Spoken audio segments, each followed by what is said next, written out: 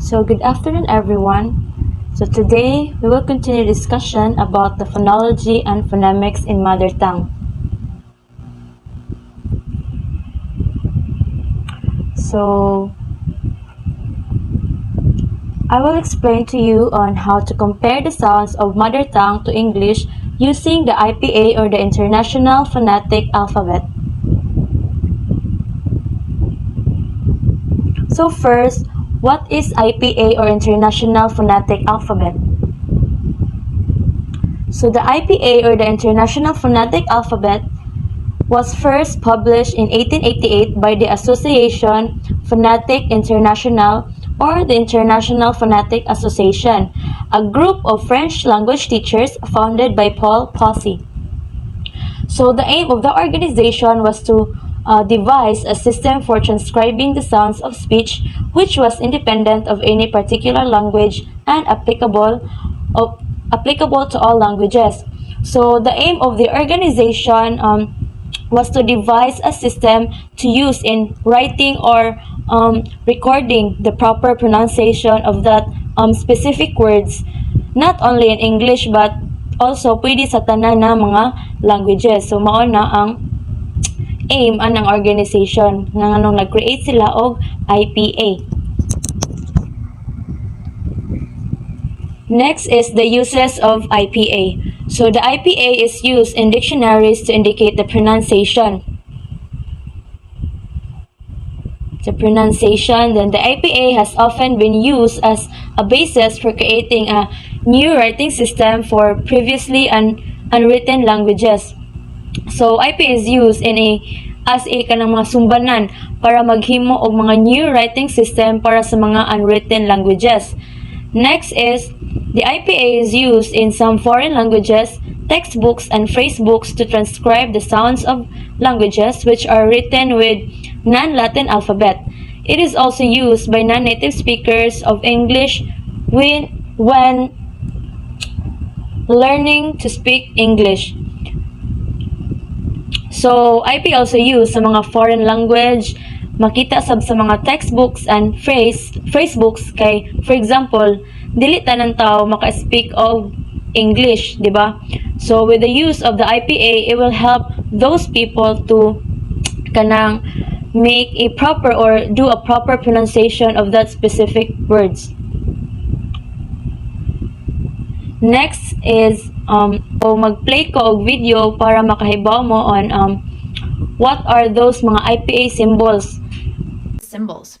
So there's lots of symbols aside from the letter sound symbols in the IPA, but the one I want to teach you is the stress. Stress is important to know where to put the stress, right? So if it's just a one syllable word, it goes at the beginning, right? Cat. There's only one way to stress it, cat.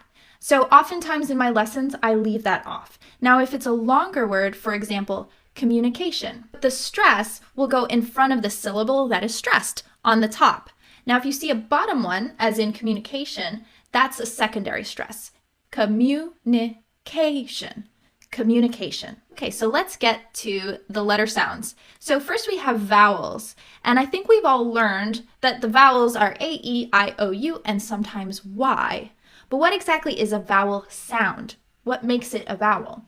Vowel sounds are unblocked. That means the air just comes out, right? Ah, eh. It's not blocked by the teeth, mouth, throat, or tongue, like t, right? T sound you block with your teeth. The sounds can also be sustained.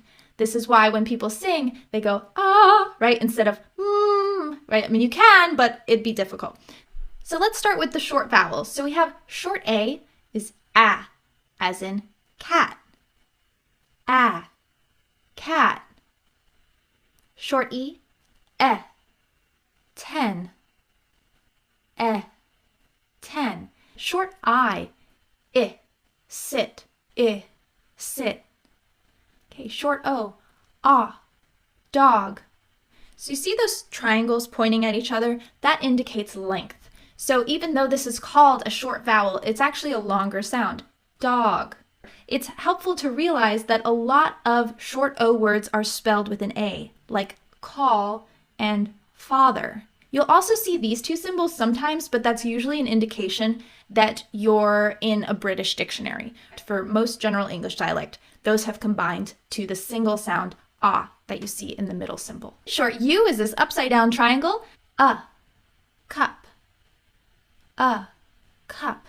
Long A, cake. A, cake. Long E. So you see those triangles again we talked about that indicate length. E, C, right? So it's held out longer. When it's at the end of a word that's spelled with a Y, it's usually a little bit shorter. Happy. E, happy. So C versus happy. Long I, bike.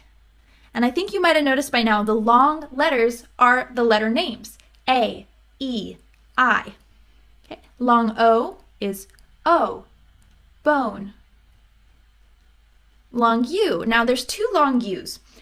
There's a U without the Y sound as in oo, tube. And with the Y sound, which in the IPA is actually a J, cube. So it has a U, cube, versus oo, tube. We're coming into letters now that don't necessarily have specific names. If they do, not everybody knows them. So I just like to reference them by the spelling and by the word. So this sound is often spelled with O-O, O-U, or U, as in book, book. You'll also see it with a U as in put, put, and O-U, wood, wood. Okay, so now this sound is often confused with the long U that we looked at before, right? So we see that good versus oo, food. So these two are especially helpful to learn so you don't get them confused. It's not good food, it's good food. So now we have ow, which is most often spelled with an OW or OU, as in cow or house. Ow, cow, ow, house. Oi, OI, as in coin, or OY, as in boy. And then we have the schwa, which is, I don't know why, but it's my favorite one. So this little upside down E is an unstressed vowel sound. So any of the written vowels A, E, I, O, U, and Y can become a schwa. So we see it in a word like banana, right? So we have two schwas there. Ba-na is short A, and then na, the schwa again, banana. So we also see this in the word the, and the word is a schwa that is a word all by itself. Next we have R-controlled vowels, which are often some of the hardest sounds to learn in English. They are letter combinations like E and R together that make a very specific sound. It's sustained, right? You can hold it out, but it is partially blocked by the R. So it's kind of in between a vowel and a consonant, right? So right? The R, when you make R, you're not touching your tongue anywhere, so it's only partially blocking the sound, not fully. So let's take a look at some of these. So if you only learn one of these symbols, learn this first one, the E-R, I-R, U-R, that basic right?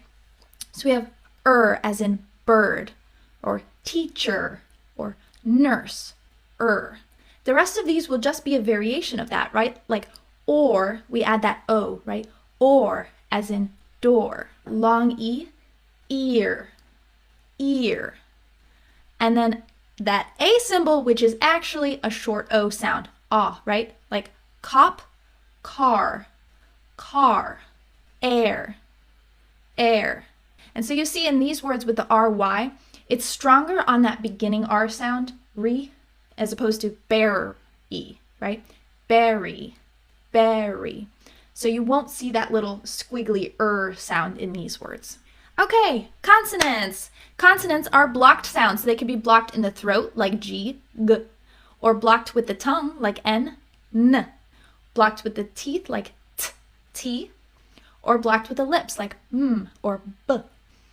So most consonants cannot easily be sustained, right? So you can't go B forever. So that's what makes it different than a vowel. So let's look at these. So the good news is with consonants, a lot of them are the same IPA symbol as the written English letter. So if we take a look, B, bat, D, dog, F, face, h, hand, m, man, n, no. And we have some more that are the same. P, paint, s, sun, t, time, v, van, w, water, z, zebra. Okay, so a note about R. So R, technically the IPA symbol for the R in American English is this upside down R. But in most dictionaries I've seen, they have it right side up just for simplicity. The right side up R is actually a different sound in IPA, but it's a sound we don't have really in American English, so we use this. So it'll be R, river, river. And then a quick note about the K. A lot of times, as you probably know, C makes a K sound, so you'll see that in the IPA. K, cake. We'll have two K sounds. K, ache. Now, a note about the T's and D's. I can do a whole other lesson on this. This gets really confusing because there aren't very many different symbols for these different kinds of sounds. But a beginning T is a little bit different than an ending T. So beginning T will have that puff of air. T, time. At the end, it's held. So it's called a held T. And it's like you're about to make the T, but you don't let out the puff of air. Bat, bat. So the tongue just stays. Bat. There's a similar thing happening with D, even though you don't have a puff of air, there is a stronger sound in the beginning. So beginning D, dime, dime. Where at the end it is held. Bad, bad. So my tongue is staying there. So this brings us to the flap T. So there's often a lot of confusion with the flap T, right? Because in the IPA, it's still written as a T, but most accent coaches will teach you to say it as a D sound, right? Like, it's not water, it's water. So that flap T is actually, it's happening so fast, right? It sounds like a D sound. Water, water. And same with the word, it's not batting, it's batting, batting with a D sound. So I simplify in my lessons the flap T to a D because that's just easier. But if you look it up in the dictionary, it's going to show you that T. So another point of confusion might be the light L, also called clear L, and the dark L. So a light L comes at the beginning of a word or syllable, and a dark L comes at the end of a word or syllable. Now the dark L will have kind of a hidden vowel before it. So let's look at the light L. L, leaf, leaf. Dark L, ul, ball, ball. Now some people will say that this is a symbol for the dark L, and it is. You'll see it in other languages, but as far as I've seen in most American dictionaries, you will not get the benefit of that extra symbol, so you have to know that the ending L has a little extra before it, right? Ball. All right, so I like to put these sounds together because it can get a little confusing. So in the IPA, a Y sound, y, is written as a J, so y, yes. Then we have a J sound, also called a soft G, which is with this kind of weird symbol here, J, as in judge, judge. So there's two there. Even though it's spelled with J and a DG, there's just this soft G sound, judge. And then we have a regular G, which is spelled with a regular G, as in g, go, g, go. And so you'll see, if you don't know how to say this word, you look in the dictionary, you say, okay, it's not germ, it's germ, soft G. Next we have NG, sing, sing, and j, as in vision. So this is a sound borrowed from French. You'll see it in the French name Jean, and it looks kind of like half of the symbol for judge, j. So they're kind of similar sounds. Next we have two TH sounds, and so this will help you know, if you look this up, which one to use. So we have the voiceless TH, as in think, and the voiced TH, as in mother. So the voiceless, think, voiced, mother. Next we have an unvoiced SH, right? Sh, shop, and a voiced CH, ch, cheese. If I wanted to do a comparison, it would be SH, shop, CH, chop, shop, chop. Last but not least, I wanted to point out these letters that don't have really their own IPA symbol because they're already covered under other symbols, right? So the QU sometimes is pronounced like a K, but most often you'll see it Qu, which is a K and W sound together, as in queen. X has a KS sound, X, X, as in fox. And PH will have F sound, as in phone. So now you're done watching the video. Let's now talk about the IPA symbols in vowels. So, short vowels means that the shorter than a long vowel. An English short vowel is made with only one mouth position. So another clue po aning short vowel is that, diba nakita mo niyang IPA symbol, usara jud ka mga letters or mga symbol ang inyong makita. Ang kaning ikaduha kaning na A ug ang E, mura man po na siya connected, di kay mura siya diba nasumpay ra ang A ug ang E. So ang IPA symbol sa short vowels are kaning E, A, E nga connected, then V nga nakabaliktad, then kaning U, then A nga nakabalik, then E nga naka-up, nga nakabalisad. So, ang iyang word example, I'll play the audio or the proper pronunciation of these words para makibudget ta kung sa ang iyang pag-pronounce properly. Sand, sand. Cat, cat. Fun, fun. Put, put. Top, top. Again, again. As you observe, there is a cat, dili man ta makaingon og cat, diba? Kaya lahi naman po to siya meaning. So imbis nga with the help of the IPA symbol, ang cat nga dapat kung sabi sa kung pag-pronounce nato nga cat nya gamit man ang IPA symbol, so cat, diba? Cat. Next is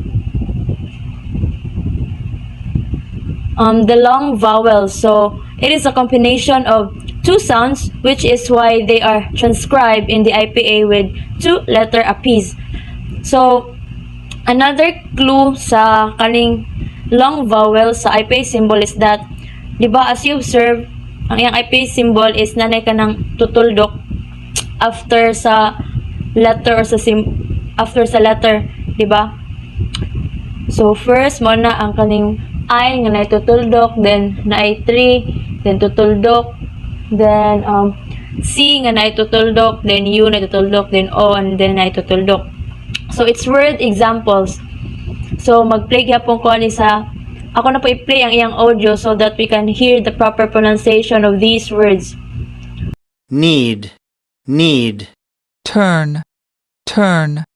Board, board. Fruit, fruit. Car, car. Nadunggan ra ba?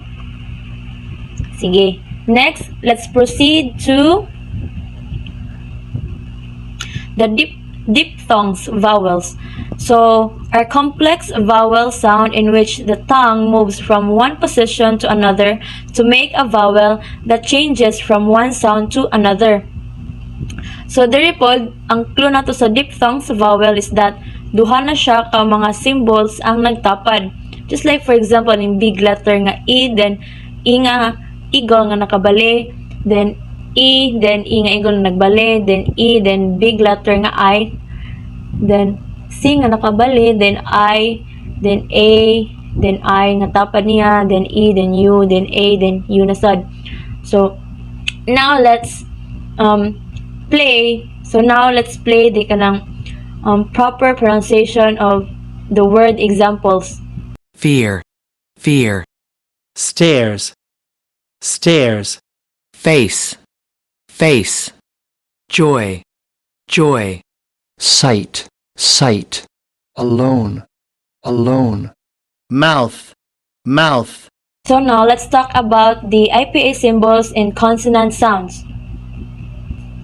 So first, let's talk about fricatives. So a consonant sound produced by bringing the mouth into position to block the passage of the airstream, but not making complete closure, so that air moving through the mouth generates audible friction. So in these fricatives, diba, ang iyang IPA symbol is F, V, then kaning word 0, then E, Z, F, nga walay dash, then 3, then H.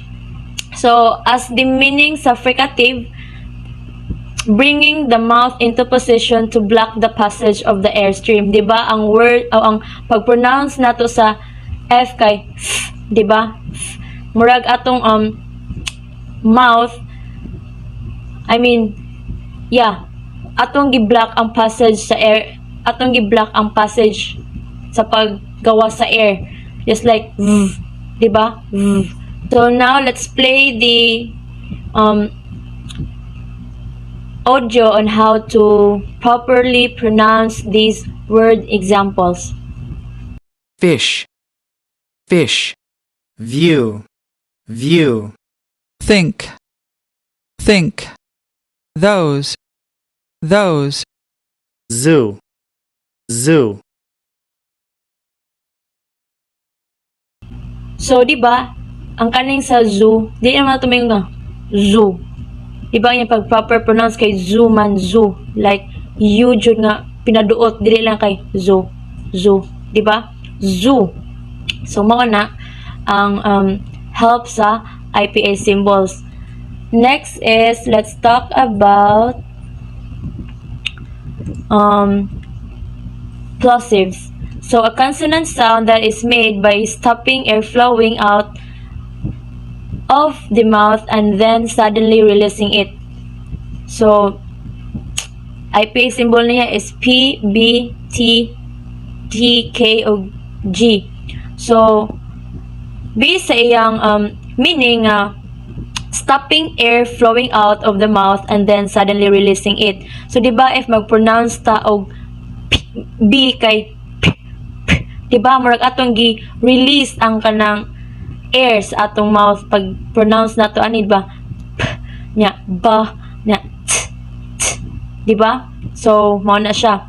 Now let's play the audio of the word example sa plosives. Pin, pin. Bag, bag. Time, time. Day, day. Quick, quick. Grass, grass. No, makakuan po tanong sa word nga bag. Kung kita sa Bisaya, bag jud ato yung bag. But in English, ang ilang pag-pronounce sa bag is bag. Bag, di ba? Bag. Bag. Pinaslang ba? Nga na. Next is affricatives. So, a consonant sound that consists of a plosive and then a fricative made in same place in the mouth. So, ang iyang IPA symbol is kaning T, then sumpay siya sa katong ingana siya, mura siya F nga kulay ingana. Then D, then na siya 3 nga tapad. So, ato na i-play ang iyang audio on how to pronounce these words properly. choose, choose. Juice, juice. So, na. Next is, let's talk about nasals.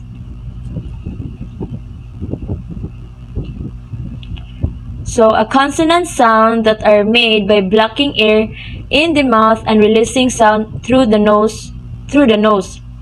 So, yung IPA symbol is M, and then na siya sumpay nga murag pinag-J. So, di ba, as we kanang pronounce sa M kay man, murag atong gi-block ang air sa atong mouth, di ba? then ang kaning N nga naisumpay nga murag G is NG na siya sa atong alphabet, diba? So, siyang gi-block at murag blocking sa air inig pronounce nato ani nga mga symbol. So, now, let's play the audio ani nga mga word examples. room, room, now, now, king, king, Okay, now let's proceed to approximants. So, a consonant sound in which air is able to flow almost completely freely. So, yung IPA symbol is R, J, then W, L, and kaning T. Excuse me. So, ang R, di ba, ni-pronounce nato sa R kay her.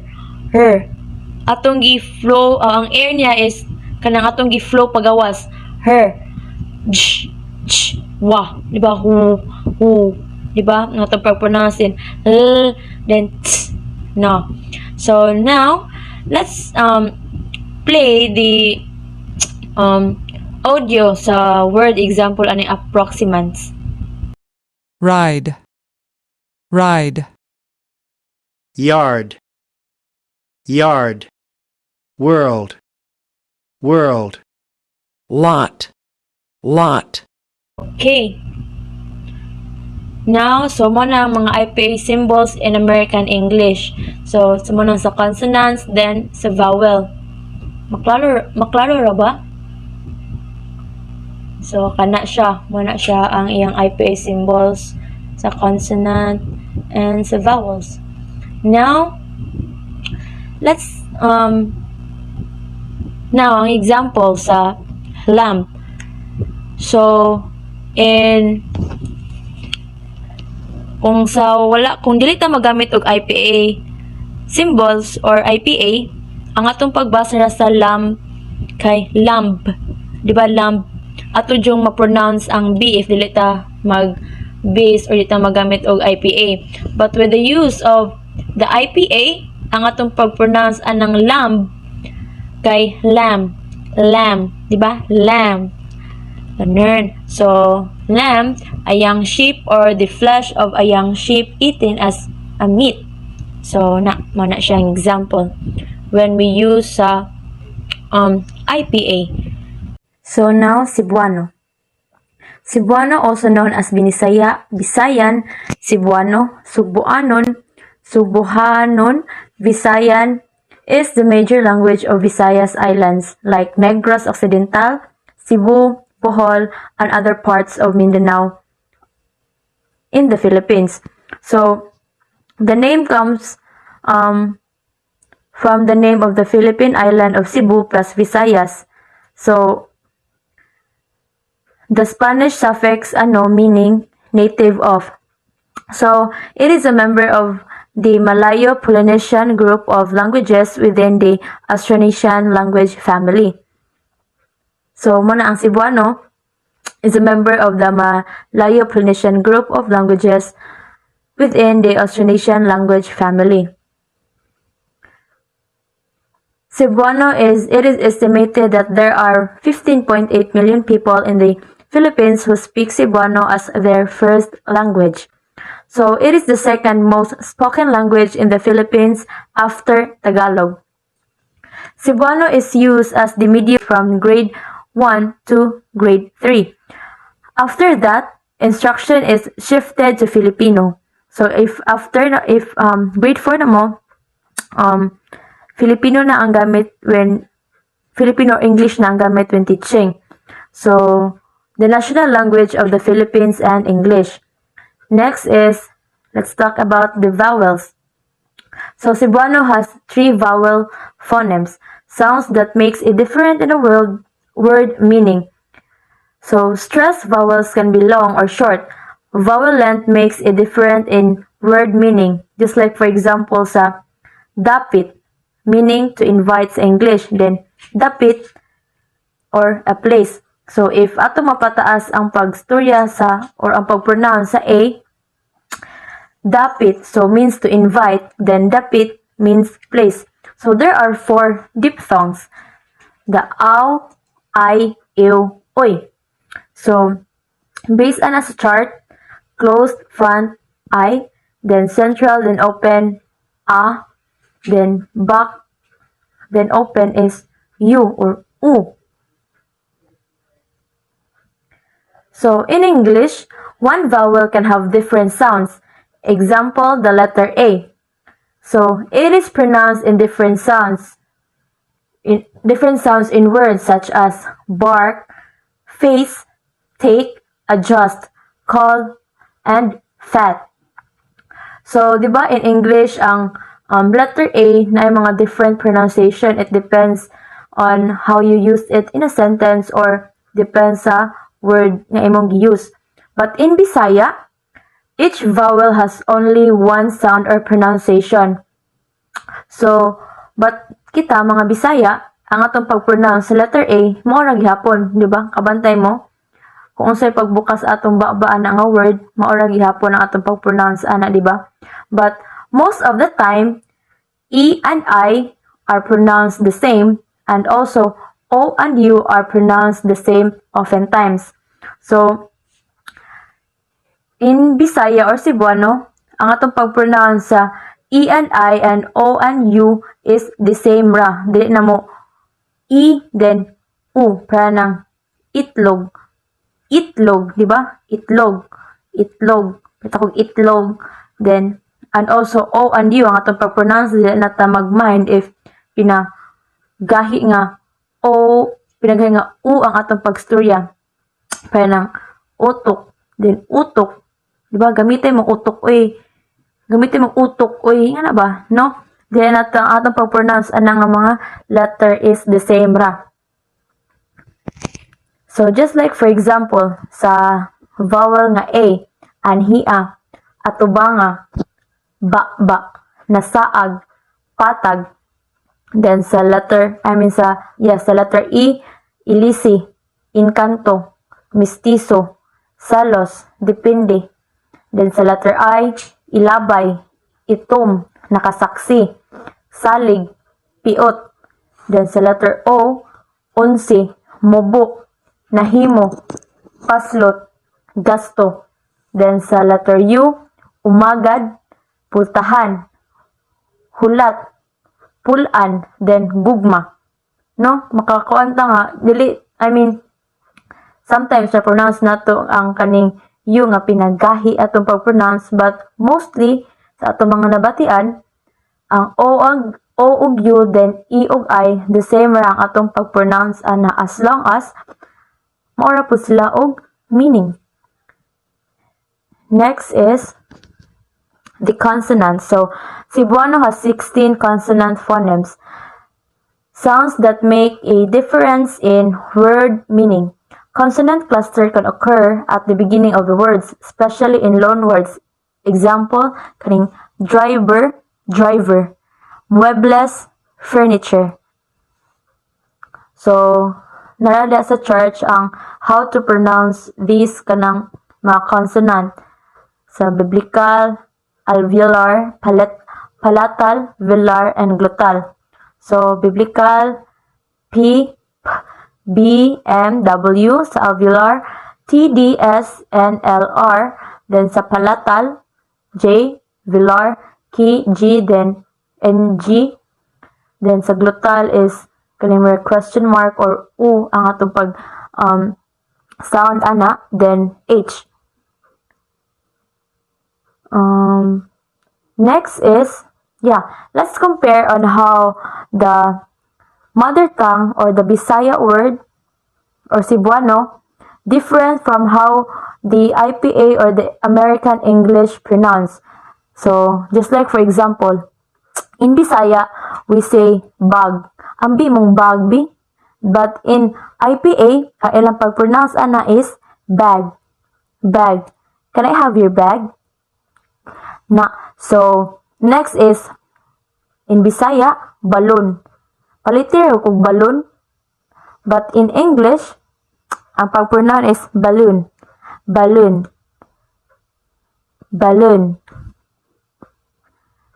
Next is in Bisaya, cellphone, cellphone.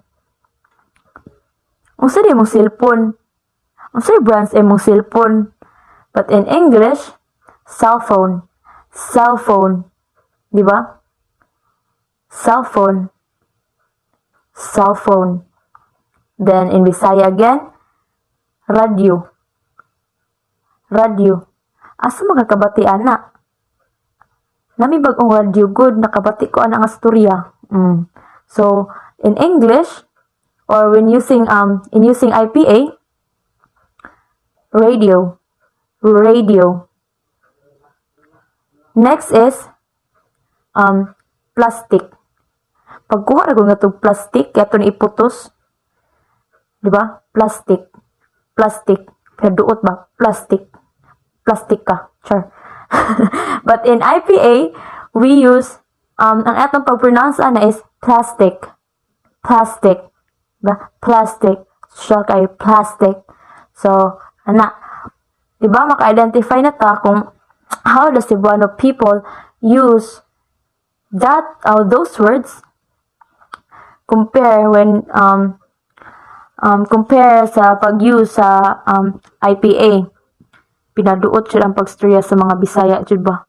Then ang IPA social ang pag-pronounce, di ba? Bag, bag. So, thank you. I hope you learn from this lesson. Bye.